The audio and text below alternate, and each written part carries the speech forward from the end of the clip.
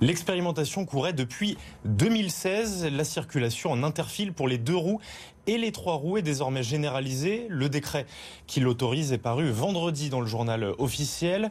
Dans la pratique, il autorise les motards à circuler entre les fils de gauche sur les routes où la vitesse est supérieure ou égale à 70 km/h. Dérogation faite pour le périphérique parisien où elle est également autorisée.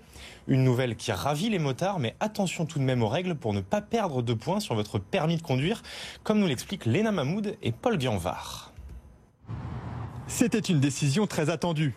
Les motards peuvent désormais officiellement circuler entre les files de voitures quand le trafic est dense, pour le plus grand plaisir de ses usagers. C'est un très bon point, oui, pour éviter les embouteillages, pour pouvoir aller se dégager du trafic, quoi. Je trouve ça très bien, comme ça permet d'avoir une sécurité avec les véhicules qui sont derrière, qui ne respectent pas tout le temps les distances de sécurité.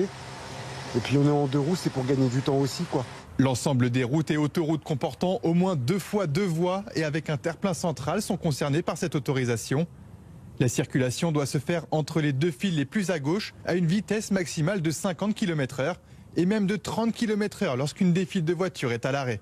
L'objectif est de fluidifier le trafic, mais cela renforce aussi la sécurité selon les représentants des motards. Nous, lorsqu'on se trouve dans la file de voiture, notre angle de visibilité est fermé, puisqu'on est juste derrière, et on risque de se faire percuter par la voiture qui est derrière nous en cas de freinage.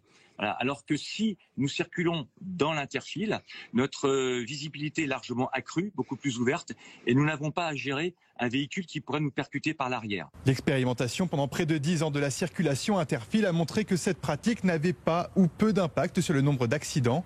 Désormais encadré par le code de la route, le non-respect de ces règles entraîne le retrait de 3 points sur le permis et une amende de 135 €.